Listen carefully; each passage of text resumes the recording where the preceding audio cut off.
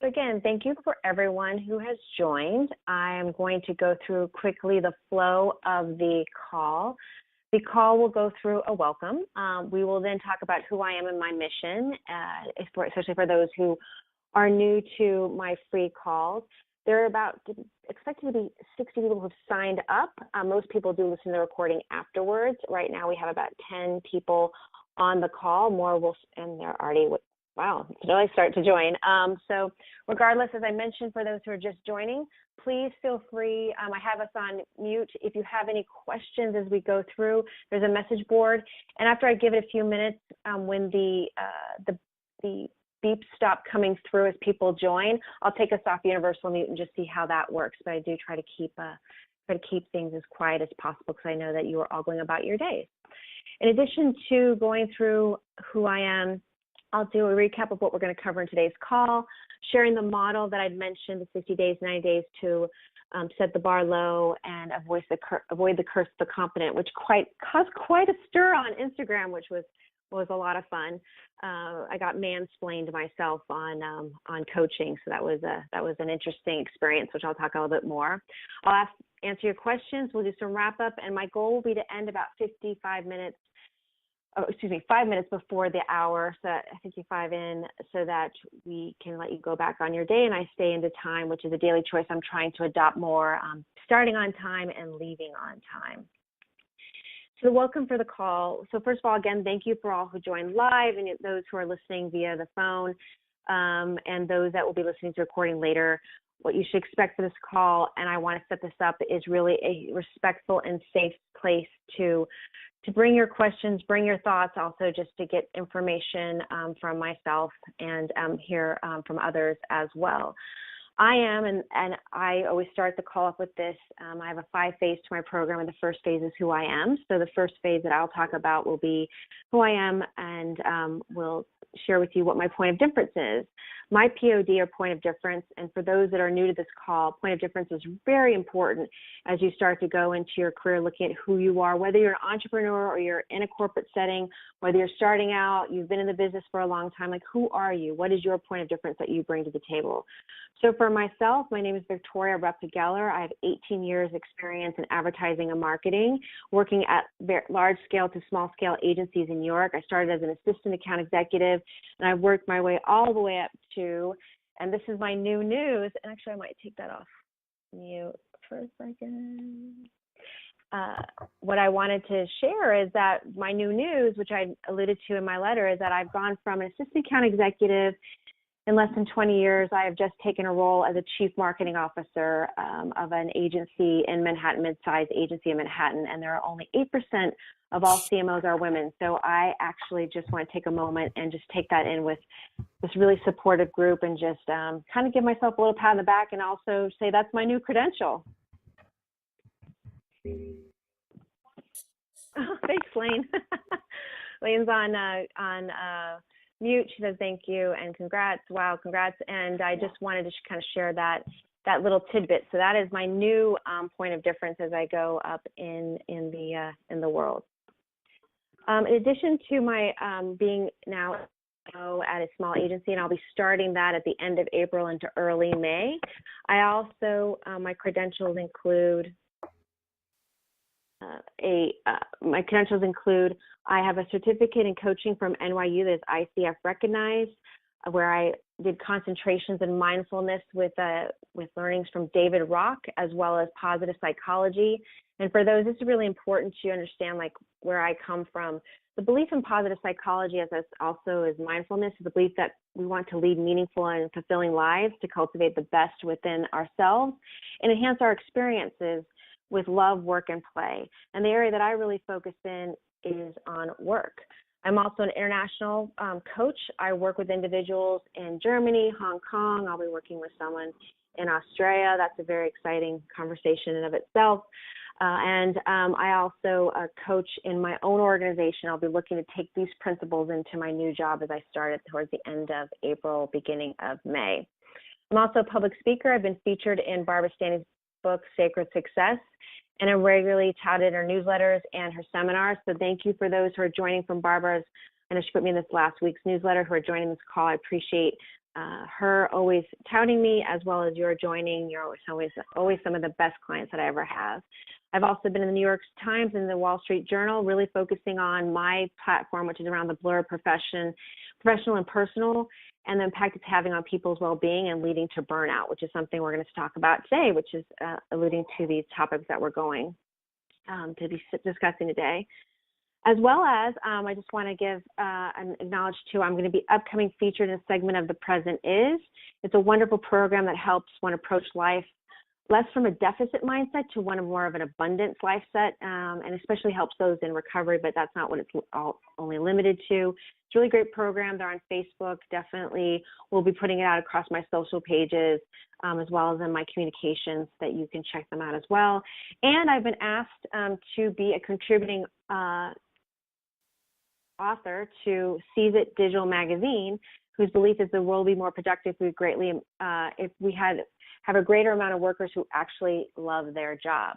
So that is something that's going to be happening for the next month, and I'm very excited about that. So wrapping up this introductory part of the call, my mission really ties into what Seize It is talking about, which is I really want people who love their lives. And since we spend over 30% of our life at work, which is just incredibly crazy statistic, then work is really important because it impacts our lives. And I really take that on as a personal goal of mine, is to really help people, whether they're entrepreneurs or they're working in a corporate setting, to get the most out of their careers, because we really should be happy, and that's what I've been striving for at any of my endeavors. I passionately want to change corporate America in itself and its mindsets, and people and how they view their careers.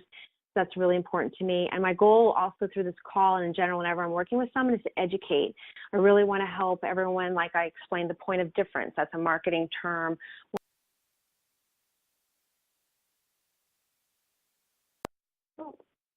Somehow I just got muted. I'm going to make sure everyone can everyone hear me? Listening to this call. Yeah, I can. Okay. Yeah. Right. It's about, I just sent me a note that says I got muted. So if you can hear me, that's great. Yes, you're back. Thank you. If for any reason I go off, please just send me a text. I'm going to try to leave the line open. I think most people have probably joined at this point since it's late. If it becomes distracting, I will put us back on mute. But I do love the live ambiance. If you're doing a lot of things in your home, please just put yourself on mute. That would be great. And we will keep going from there. Just to wrap up, though, my mission, my goal is to really educate. So if I come across terms that you may not be aware of, I'll try to explain them, and or you can also ask me questions. And lastly, in the discovery calls I've had with people, they said just a few minutes help. And quite honestly, I am very blessed that I'm grateful to have a thriving practice, which is growing, tripled in size, as well as a 9-to-5 quote unquote job.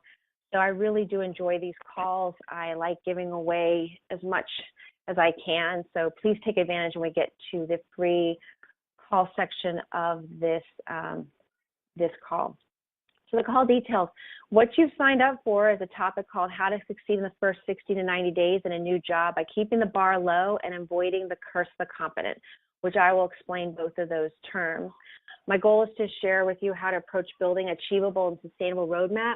And I did mention in that it's a new job, but honestly, if you're rebooting, to use industry term, if you're deciding to reboot, you've been at some place a long time, you're like, things got to change. This is also still a great opportunity and a great model to shift things.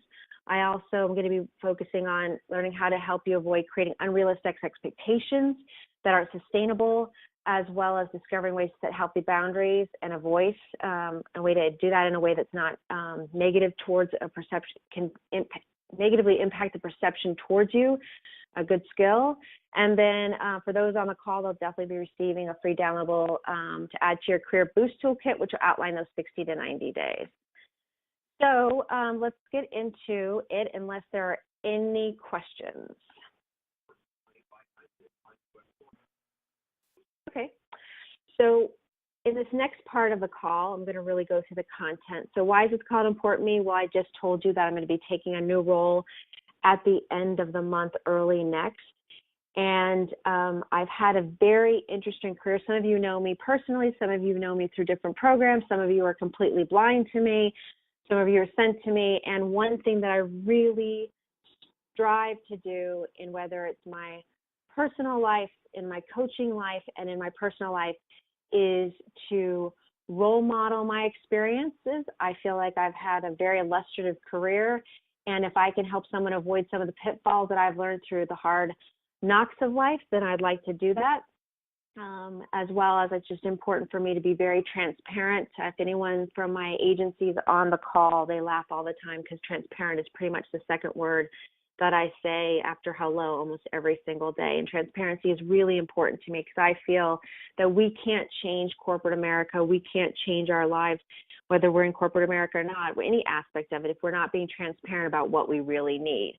And it's interesting, one of the hardest parts that we have in our lives, and again, that we spend 30% of our time at, 30%, and that's probably low for some of us, all of us, probably to a certain extent, that we aren't as transparent about what our needs are or sticking to them. And so I wanted to start with the topic and break down the two areas that were in the main part of this, which is going to be talking about keeping the bar low and avoiding the curse of the competent. So as I mentioned in the beginning of the call, I actually had placed this on my Instagram account, my Facebook account. I did a blog about it, similar, close to it. And I got some very strong input. Most people not really having a lot of information, which is a key point I'm going to be making over and over again tonight.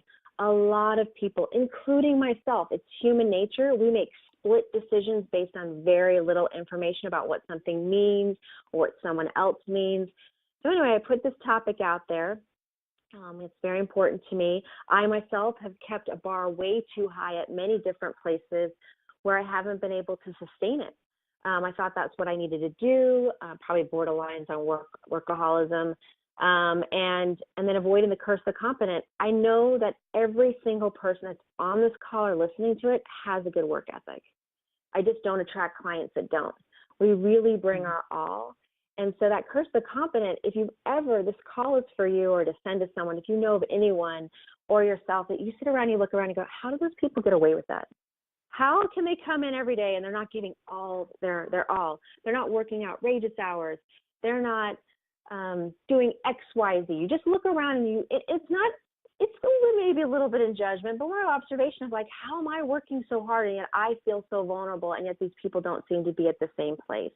And that to me is the curse of the competent. We're so good at what we do. We set the bar so high. Of course, everyone wants to believe that we can continue at that level. And with corporate America, and regardless if you're in corporate America or not, or you're doing your own career as an entrepreneur, you're taking on more responsibilities. There's been rounds of layoffs. There's definitely indications that more are coming. And when there's layoffs, if you're one of those really strong people, they give you more. And that actually is what's happened recently, which I'll get into a little bit more in a few moments. So what had sparked the real controversy, though, wasn't around avoiding the curse of the competent, because I think everyone can kind of relate to that and understand that what we're really trying to do is make sure we're setting up making sure that we're not setting up expectations that are unrealistic, but was also keeping the bar low. And a gentleman reached out on the bar low, and he said that must mean that I'm afraid of failure. And and I just was laughing because someone said, but too, I laughed too. I'm like, this man doesn't even know me. And I realized, and I started getting other people responding to it. And it was some men, some women, and I started canvassing some of my own clients, like, how do you feel about that? And they took it as a personal fault of keeping the bar low, like, that's just not possible. Like, we always keep a bar high. They expect that bar to be high. And I started noticing that the people that reacted mostly to it very strongly were the ones that were mostly, and I'm not trying to denigrate any of my men on my clients who are joining or anyone that's joining from a male perspective, but it is a very strong masculine perspective to be like, I'm coming in, I'm going to take over, I'm going to change everything. And what we're seeing in corporate America is it just doesn't work anymore. That IQ, that really strong, powerful, more masculine voice is important, but if it's not balanced with a strong EQ, things are very out of whack. And what ends up happening is that we aren't able to continue at that level. And not only are you setting yourself up for failure, which happens a lot, it leads to burnout, you're also setting up the company up for failure, because then they're not really able to see what it truly takes to get something done. So I really shared with this gentleman and then others as I was talking through it. When I say the bar low, again, I mentioned everyone. I know everyone on this call, including myself, has a strong work ethic. It's just that when we go in and we're creating when we're acquiescing to everything that's asked to us, when we're not setting boundaries, it isn't achievable, sustainable to that. And what we're starting to see, especially with the millennial generation, and that no dig to my millennials, I know many, many millennials with very strong work ethics. It just becomes, if you go in trying to do 10 people's jobs and you've set this bar so high and they think that you can actually do it, you're actually leading to as I mentioned, your own burnout and to others.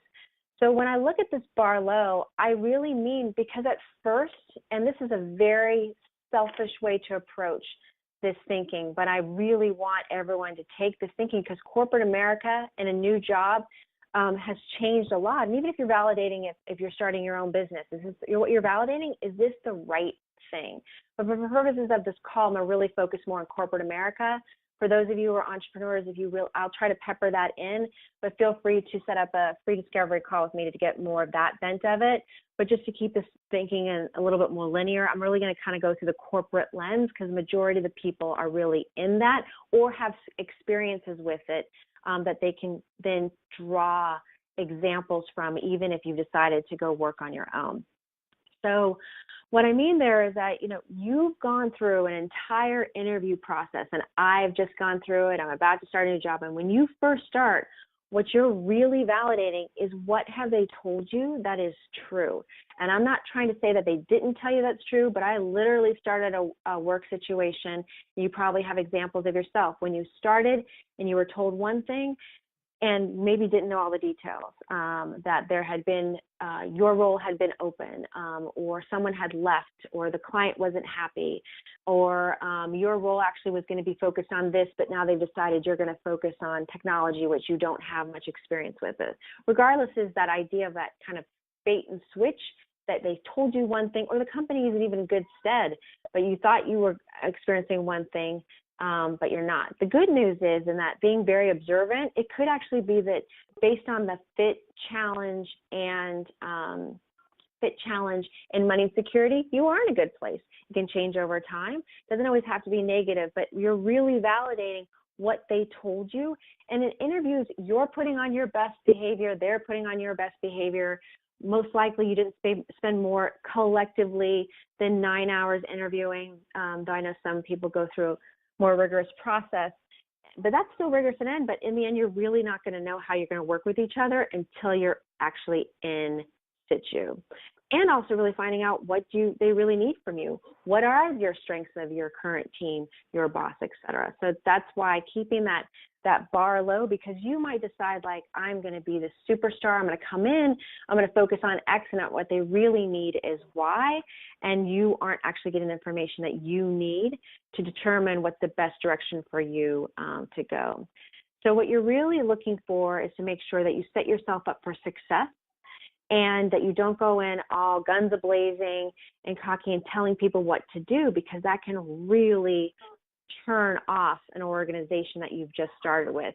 You're really at this point and when you're starting off, and I'll go through the kind of timing of this a little bit further down, just setting up the context of this, is you're really trying to understand and gain an informed opinion. Who is this company? Who am I working for? You need to understand your boss, the culture, your team, the category, depending on what, like, you're working with. You're working with cars, or you're working with computers, or you're actually working at a restaurant. Who's your boss? What's the team culture? Who's your team? Who can you rely on? What are their strengths and weaknesses? who your competition could be that can knock you out, and then really how do you position yourself and your company for success. And I use a really extreme example just to kind of bring this home. And I'm going to use Ron Johnson. He was a CEO at Apple. He was previously, at Apple. He was a senior vice president of retail operations. He did all the Apple retail stores. He did the Genius Bar. He was great. He even worked at Target, where he was credited for making the store quote unquote hip. Really successful. So you'd think you could take him, drop him in another culture, and he would do fine. Well, what happened was he was picked up and put at JCPenney. And he came in and he laid people off. He made decisions. He wanted a really quick turnaround. And what he ended up resulting in less than a year's time was that JCPenney had their shares decline at 51%. The people that are coming in didn't know what was going on. The people that were working there were furious because he wasn't listening to them, and he didn't succeed. So I just shared that as an example of a real life example, and I'm sure you all know of several ones. Like if you're not coming in and you really don't take the time to understand where you're at and what role you're playing, it can really set you up for failure. The other part of this is really the curse of the competent, and this is one thing that, as I mentioned, we're achievers, we're passionate, and we're attracted. That's why we're all here. We understand. We're really working on our careers. We want that next level. And as I've mentioned previously, it's really important to make sure that you're setting expectations so that you can keep where you're going sustainable. So I'm going to move into a little bit about what's been happening for me. And I mentioned that I would do this in my email and kind of just set some context. And I'm going to go into really what that 60 to 90 days looks like. But as I mentioned, I'm taking on a new role.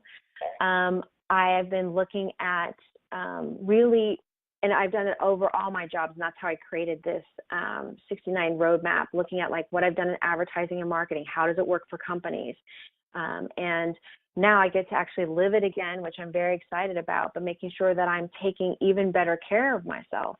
And making sure that when I go to this next role, I'm truly setting up what that self-care is going to be, how I'm going to make sure that I'm assessing whoever is around with me, because I'm going to be expected at a very high level to move things forward. So, my inability previously, and I'm not going to pick out any companies, and I'm going to talk at very vague timelines because you never know who's listening, and trying to keep all those things moving forward in a very positive light. But I'd say in general, probably the last 4 or 5 years, maybe longer, I've gone through a very interesting progression of new jobs where there's been wonderful aspects of it, and the one person that I needed to own was me. And at one specific job, they actually had a round of layoffs where they let go of 3 people of my direct reports and said, you're going to now do all those roles. I had already previously taken on a new department, and I was very competent. That comes back into the curse of the competent. I was very good at what I did. In fact, when one of the new leaders started, he's like, there's not one thing you can't do. And he said, but the problem is we can't scale with you. And I realized that is actually one of the problems too, not only selfishly for myself, because I was very much at a burnout place, but also I'm doing a detriment to the company to a certain extent if I'm always doing everything and we're not training the next generation. That was a little bit extreme, but it was a really interesting awakening for me all those years ago to really look at and be like, okay, wait, what do I need to own in this situation that not only they've been around a layoffs, but they've let go 3 people and they expect me to take on, I already have 2 departments and all that work. And when I had to stop and face that, I had to realize in each one of my jobs, and I always go back to that example, especially in this new one, what do I need to make sure that I do differently in this next role so that I don't take on too much, not only setting myself up for success, but setting my company and others up for success as well. And a lot of that has to do with really understanding what my role is, and that's all the things you do in the very beginning, as well as looking at making sure that I understand not only from a thinking perspective. So there's 3 areas you need to trigger. One is cognitive. So I know that I don't want to perform that way or continue to set that bar so high and suffering from the curse of the confident. So cognitively, I get it. Behaviorally, I'm really focusing on that. What am I going to do behavior-wise? So I talk about that in the 60 to 90 plan, like what behavior, but also somatically. And that's one thing people forget. So to give an example of what that truly means, it's like quitting smoking. Cognitively, all of us know, thrown at us a lot, you shouldn't smoke. Thinking, I don't want to smoke. We all get that. Behaviorally, maybe you don't pick up the packs of cigarettes anymore. You start changing those behaviors to make it stop. But from a somatic standpoint or your visceral, internal standpoint, if you don't find something as satisfying as that, you will eventually go back. And that's what a lot of these steps are to do in this next conversation, are really like, okay, thinking wise, I know I want change. Behavioral wise, this is what I'm going to do for change. But somatically, what am I going to do to really reinforce a better behavior that makes me feel good? Because what's really driving that curse of the confident and the bar being so high is the adrenaline rush. And I work on it with a lot of my clients. You know, we've all been in the career where high achievers, as I've already shared, and I know that to be true of everyone on this call, and you just get that adrenaline rush. You'll love it. You'll love the praise, like Pavlov's dogs. Like, I get a paycheck, I get told I'm great. That's fantastic. But when you can't extend that, it just becomes exhausting, and you start feeling it. And you may not recognize it, but it's high incident of, like, when it comes from like putting too much time at work. We're sedentary, it hurts our hearts, and we gain weight. All these things that can be really bad, and it affects mood. So making sure that you're finding those ways to take care of yourself along with starting a new job or a reboot. Like I said, it doesn't have to be a new job. It could just be like, I'm walking into this, I want to change it, I'm going to reboot this. So with that, I'm going to pause for a second. I don't see any questions in the feed on the .com. But is there anyone that has any questions before I go into the 60, 90-day structure? Victoria, yes, this is Elena. The word you're saying thematic, THEME? Thematic, yeah, the themes. Theme. Okay, I just wasn't sure I was catching the word properly. It's thematic. Okay. Yeah, and I definitely agree with you that the feeling of accomplishment is very addictive, and that the stress is very damaging. So I'm really looking forward to hearing your thoughts on that last one, because I agree, having the idea that I want to do a little bit less and really just do a really great job, but not a superhuman job, is so often on my mind, but I don't know how to make that change. So thank you. Oh, no problem. And actually, Elena, what I just realized, you were asking, it's somatic, SOMATIC. That's what I was asking. I wasn't sure if you were saying thematic or somatic. Okay, I mentioned things before, so I just wanted to make sure. So it's somatic, cognitive, behavioral, where a lot of coaches focus on, and then somatic, which really does is a visceral system. Yeah. Yep. Okay, great. Thank you. No, thank you, because I probably wasn't being as articulate. Any other questions that anyone has before I move forward? Okay. So I'm going to take this next 60 to 90 days, whether it's a new job or a reboot, and really focus in on how you approach it from not only a company perspective, what you should be focusing in on, but also your self perspective. So along this 60 to 90 days, the first thing that you need to be thinking about, and you'll get a handout for this. So for those that are live on the call, you'll be getting a high-level handout of this. And this is what I work on with my clients when they start with me. They want to change behavior and also set them up for success in a corporate environment. So the first thing is the phase one. You're supposed to focus on observing and listening.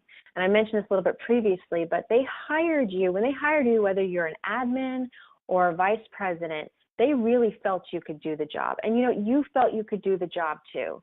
With that interaction you had, the questions, they're trying to get as close as possible, and they're excited that you're starting.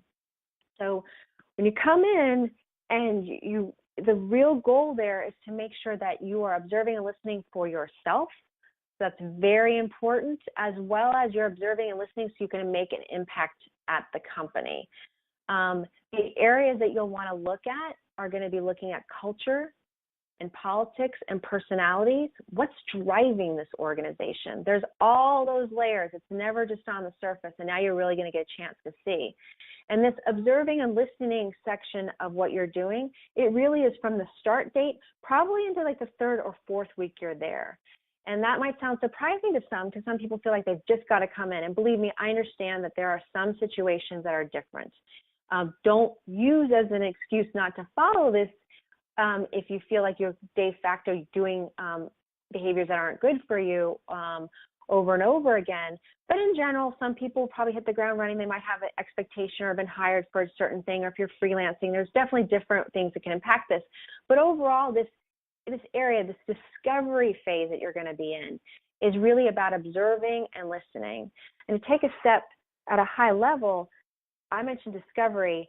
Yes, you're discovering in that first phase, but discovery should be part of anything you do through the entire 90 days and on. There always needs to be a sense of curiosity for yourself, because that's what's going to keep you interested, as well as discovery and inquiry to help the company move forward.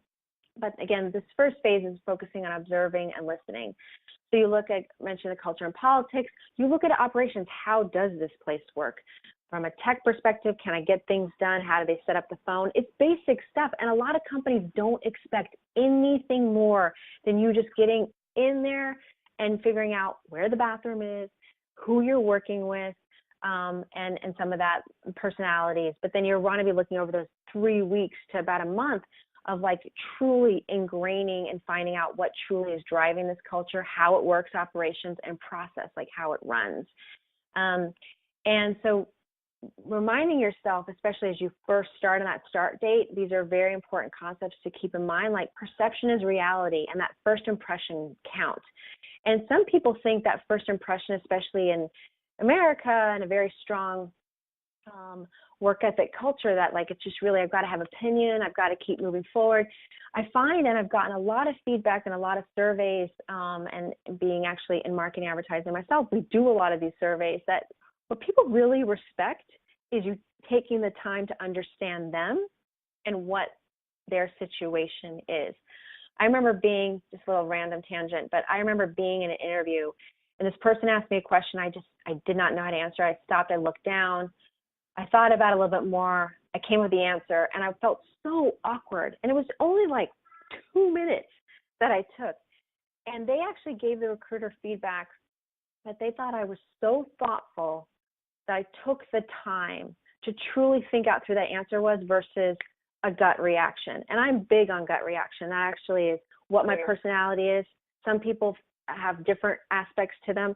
I'm telling you, if you're a gut reaction person in this very first beginning, take the time, really observe, carry around a notebook. I don't care what level you're at. That's a new behavior you need to be doing, is always carrying around a notebook.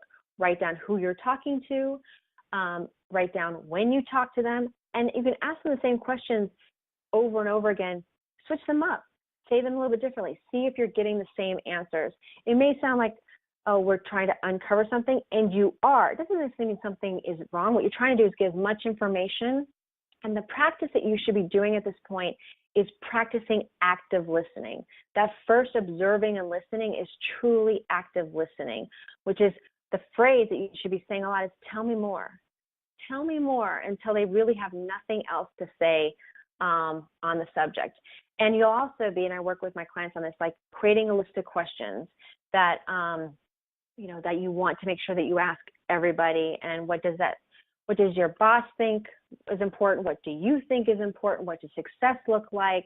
Those kind of questions to really understand that you're syncing, because if you can sync up what you're thinking with your boss thinking and really validate that thematically will really help you too, because you'll feel a good feeling coming in. And it can really move away that feeling of like sometimes angst and fear that you get into in the very beginning when you're operating with no information. That's what's really important here is if you hear yourself talking more than anyone else in this time, you're going about it the wrong way. You need to take a step back, get the information, which is going to end up giving you a better feeling and letting you know that you can take your time, you can figure this out and really do what's right.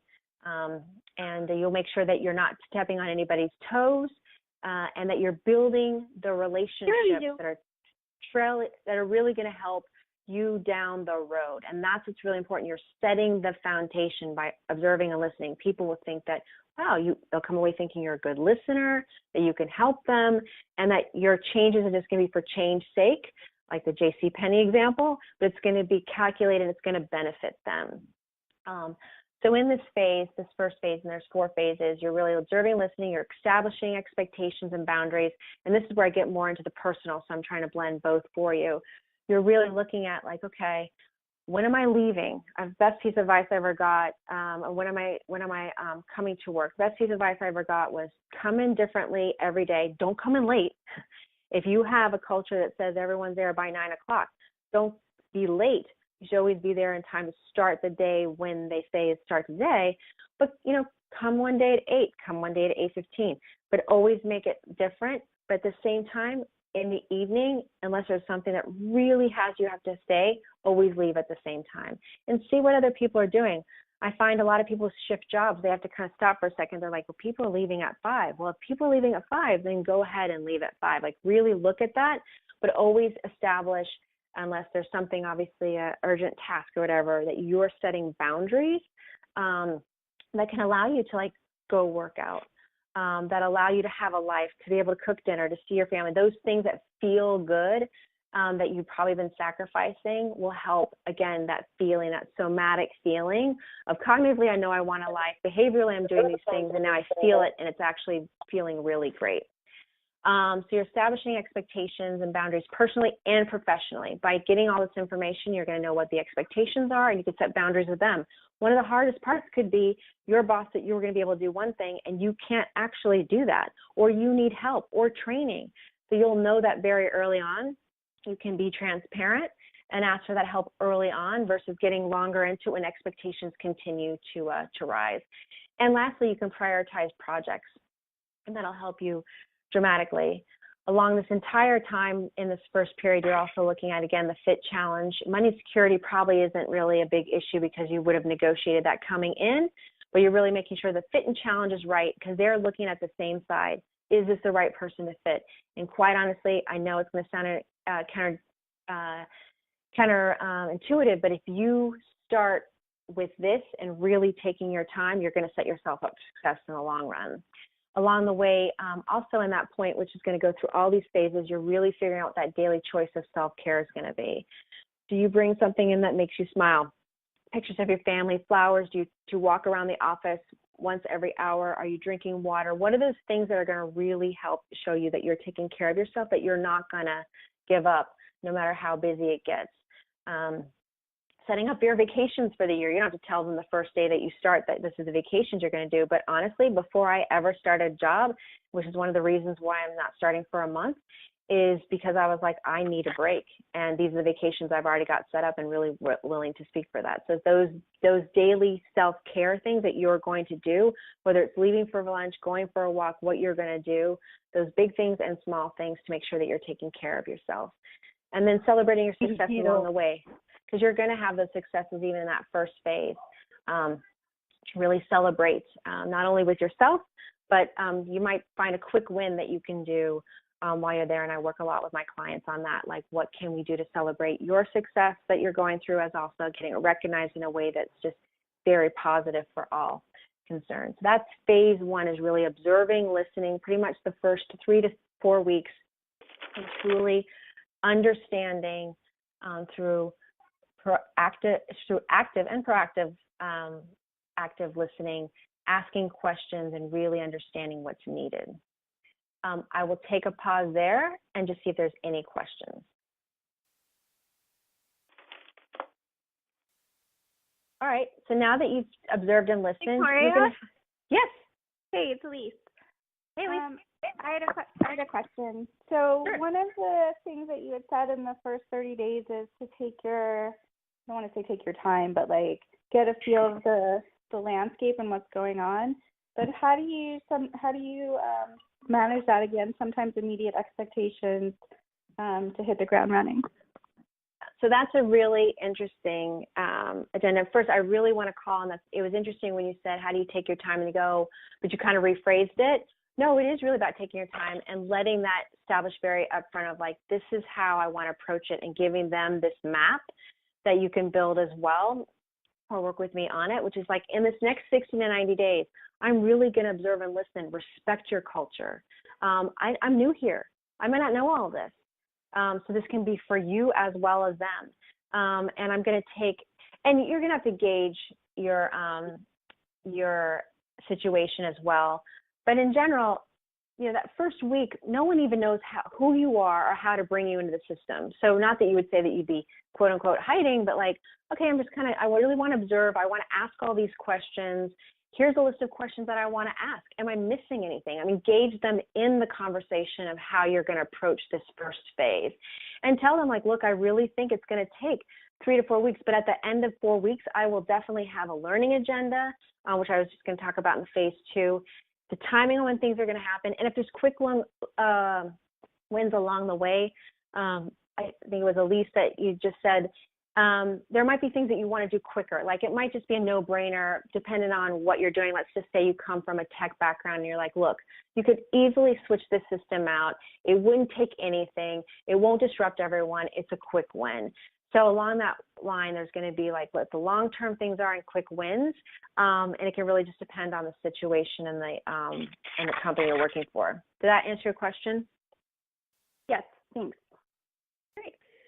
Hey, Victoria, it's Elena again. I wanted to ask a question as well. I first wanted to comment, though, on what Elisa was asking, because I find that I often do what you're recommending when I'm new to a project or a client, because I work as a consultant, and I listen a lot. And it's not that I don't say anything or do anything, but I definitely sit back and take notes, and I sort of try to create a project handbook for what I'm doing. And then, I will often say, look, I'm new here, but can I just ask a question that, I'm sorry if this is obvious to everyone, but, just with fresh eyes, I'm wondering, blah, blah, blah.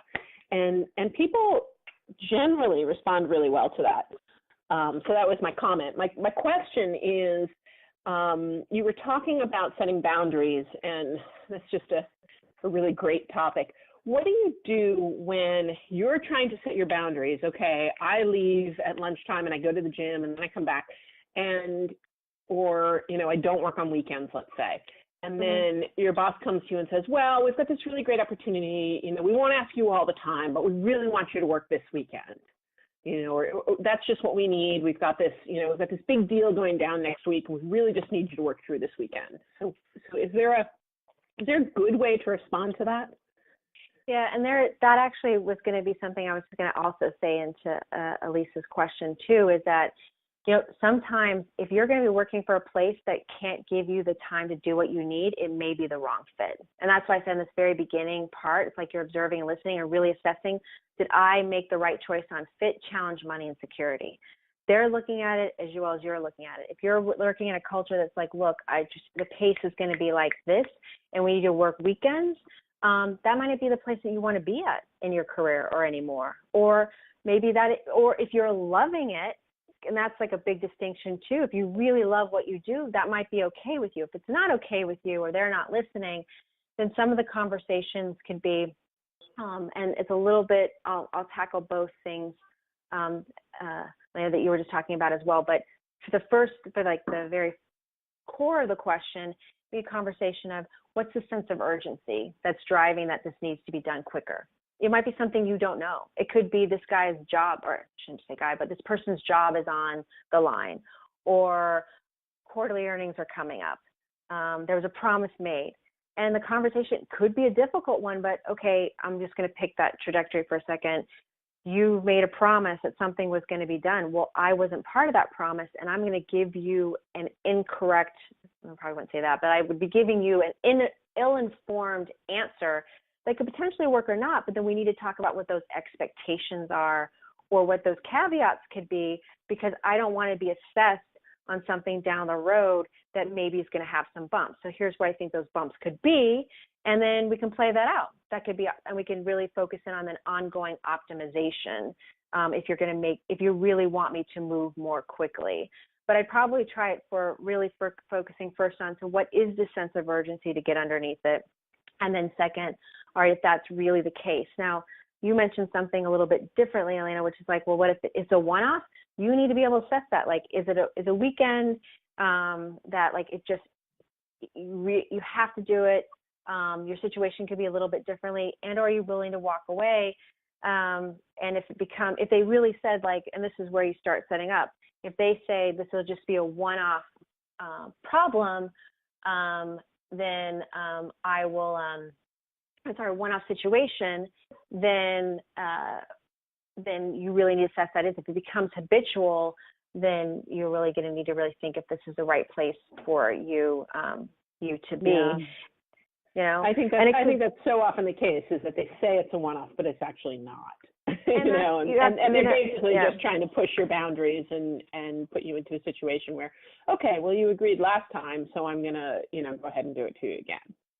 Yeah, and then that's going to really tell you about the culture and fit and long term. And it's like, do I want to be working underneath that? And there are a lot of people, and millennials definitely, that I'm seeing in the corporate America and the workforce, are just like, not going to do it. I'm just not going to do it. And that becomes a hard line, like, of, okay, you know what, actually that's not part of my contract, I'm not willing to do that. If I do this, it definitely has to be a one-off, and then standing firm to it. And then what is going to be your choice if they ask again, right? That comes down to like a personal, will I walk away? That's just so fascinating to me, because I just can't picture doing that. But you're right. It's absolutely what one should do. And it is true that I think it's a generational thing. Yeah. And I think, I'm going to take a jump at this and say that you're probably a Gen Xer. And there's and millennials on the phone, like, love you guys. Like, you're teaching our generation so much more about creating boundaries. But if they feel that you're not going to stick to a boundary, they'll take advantage of it. And so it really just becomes like, I can't do that. And I've seen it happen. I see they find different solutions. And in the end, it's like, really, what are you going to stick in the ground with? Thank you. That's so helpful. Yeah. Any other questions? So I thought this might happen, and that I had a lot of content for this call, and I really do want to take questions. So I'm going to go a little bit high up, and then I'm going to read. I was thinking this might be a phase 2 call. If you need to drop off, I'll continue going, but I won't go as much into detail, because I do want to, again, make sure I take questions. So that first phase is really the most important to really get across. In the second phase, as you're sharing information, supporting and developing and sharing supported recommendations, this is when you're going to be looking to see what do you naturally default to try to solve, and making sure that you're looking at the bigger picture.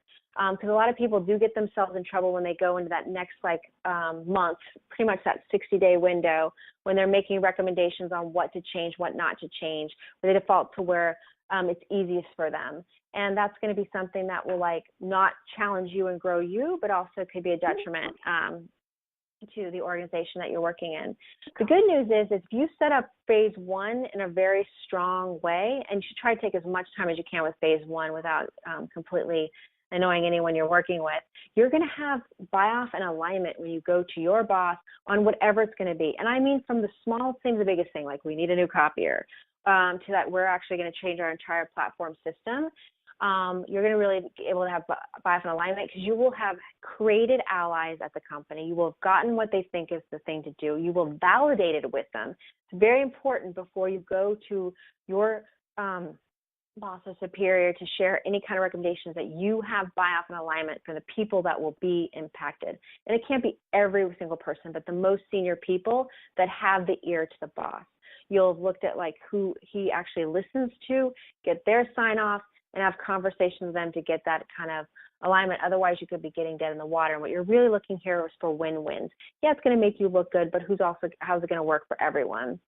And really understanding, most importantly, you can't do it all on your own.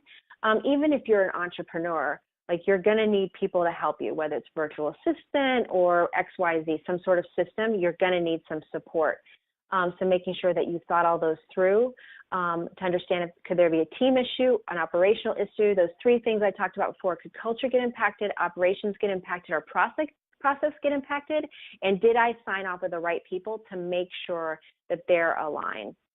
And what you're really practicing here is that patient and professionalism here, and you're going to be continuing to do that self-care of like celebrating your successes, now coming up with a surprise and delight of like, here, I have an informed, that is probably the best gift you can give anyone you're working with. I actually have an informed opinion of like what needs to be done, and I have support from the group.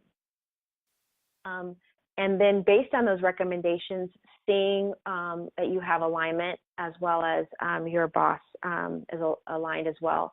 Moving into phase 3, which is implementing and validating the recommendations. So now we're going to implement. We're really going to look at implementing them, how we're going to execute, and making sure that those recommendations are right. And that's something that you need to be doing across the board the entire way, is making people to understand quickly. It hasn't been that long. We might, and this is talking back to what Elise was talking about before, I'm going to be looking at this being the right solution, but we need to be open to that, like we might need to pivot and understanding all the pros and cons of anything that you might be implementing. But you will have already observed and listened. You would have shared an informed and supported recommendation, and now you're able to move it forward. And people will naturally team up with you if you bring them along and help them make it their idea. Along the way, you're continuing to really assess from a cognitive perspective, a behavioral perspective, and a money and security perspective. Is this the right place for me? Those are 3 things to be looking at as you keep going along, and then making sure that you're taking care of your self-care. If you established up front that you're going to walk out for lunch and go take a lunch, that, you know, unless it's like so detrimental to the culture, because I actually worked at a Korean company very early on in my career, and they did not take lunch. They always ate together. And I walked out and they did not think that was very good. So that's why you understand what your culture is. But what are you going to do to make sure that you're taking care of your self-care and feeding that so that it feels good along the way? Because if it feels off, it's really trusting that maybe this isn't the right thing. So 60 to 90 days is really you're assessing yourself and whether this is the right fit for you, and your boss assessing you. And no one looks anymore at like, oh, they left or that didn't work out. The longevity of those careers don't happen anymore. So it's really okay to be constantly looking and observing, because something could change. They could bring in a new dynamic, a new boss, something could happen. But hopefully overall, you've really gone through these steps and you're really feeling that you're being respected, that you're being able to live a good life and enjoy it, whether you're there or not, and you've set those boundaries. And you're celebrating along the way.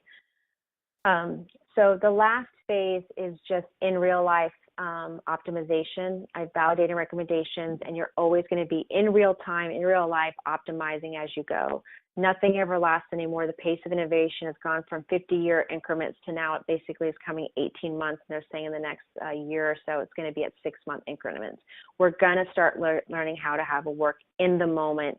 But that can bring some excitement. That's going to be very important then to make sure that you've set these boundaries, that you've established, like, I'm not an island, I'm working with a team, I have their buy-up, I've observed, and constantly looking at that discovery over and over again. And if you could take anything away from this conversation, this call is, you know, you are selling yourself every day. You want to be respectful. You want respect back. You want collaboration. And you're showing it both ways. You can be directive. You can be transparent. You can be accountable. You can be agile, and you can have fun, and you can keep it simple. You take that away from all that, and again, listen to this recording. It'll be on the sheet that I sent. You'll set yourself up for success because you're going to be in a respectful situation. You've got collaboration. You can set a directive because you've got support. You're being transparent, which is great because you don't have to hide. You're being accountable. You're being agile. You're having fun, and you're keeping it simple. Nothing can be better than that. And those are just some of the phases and steps you can do along the way to make that happen. Are there any other questions? Can you hear me? I have a question. Sure. What exactly do you mean by real-life optimization? So it used to be that when you were setting things in motion and in place, you could wait for a couple months, see how it did, and then rectify a situation. Now what you're really going to start to be developing, and they're going to be looking and honing in all employees, is how do you pivot and change in the moment, in that real time. We're moving from, used to be that when you used to launch, and this is the best way to show an example is I think most people understand, when we used to launch websites, they just would stay static. You didn't change them a lot. Then now you hear about the 1.0, the 2.0. Now you probably have on your mobile phone constant updates, right? It's gone from a complete, like something static, it never changed, to now in the moment, if there's a bug, if there's a problem, it's constantly fixing, and they're expecting people, and it's part of the DNA where culture and work is going, to be able to really, in that real time, optimize the situation, whether it's working with someone that you have a conflict with, whether it's with a client that you're trying to like build something for, whether it's with your boss and there's a misunderstanding. How in real time are you addressing that situation, optimizing it, taking it head on, which ties back to being that respectful, collaborative, transparent, accountable, and being agile, and hopefully having some fun with it. Okay, thank you for clarifying. No problem. Any other questions? Now, I try to pride myself on being really good with time. I'm going over late, but I would love to take some questions if anyone has some on the call, because I know I promised that. And it could be anything about your work situation. It doesn't have to be the content we covered. Victoria, this is June. Hey, June. Hey, and I'm wondering, I've been in the same, I guess, state government for like 27 years. Can you, like just off the cuff, come up with a way that I can like back away? Because I definitely have the curse of the competent, and I go to any measure to like really do a good job to the point where I'm giving up my days off and things of that nature. So. And when you say back away, do you mean just creating those boundaries, currently staying in the current situation? Yes. Okay. So when you're approached, who approaches you, and how does the conversation typically go that you end up saying yes? Normally, actually, that's a fantastic question. I love that. Normally what it is that I have such high standards, and I see like things that really aren't even my responsibility. Like I think of us as a team, and I want us to look really good, and we're trying to market ourselves and become, be taken seriously as very effective and helpful. And so an assignment might even be someone else's, and then I kind of share my perspectives and stuff like that, and I have so much experience that I can see a lot of things that they can't. So I think I kind of set myself up to be an expert when really I don't need to be. Yeah. So, and you kind of answered your own question in one certain way of like, you're actually taking things on proactively without being asked, which is a very noble thing to do, but are they compensating you for that? No, not in 10 years. Yeah. And if you're the only expert that can truly see that from a corporate point of view, just saying it this way, you're actually not setting up the next generation to be those experts, right? And there probably is, it's gratifying. That's gratifying. Like, you take a lot of pride. You've been there. Yeah, 27 years. You probably know everything more than anybody else.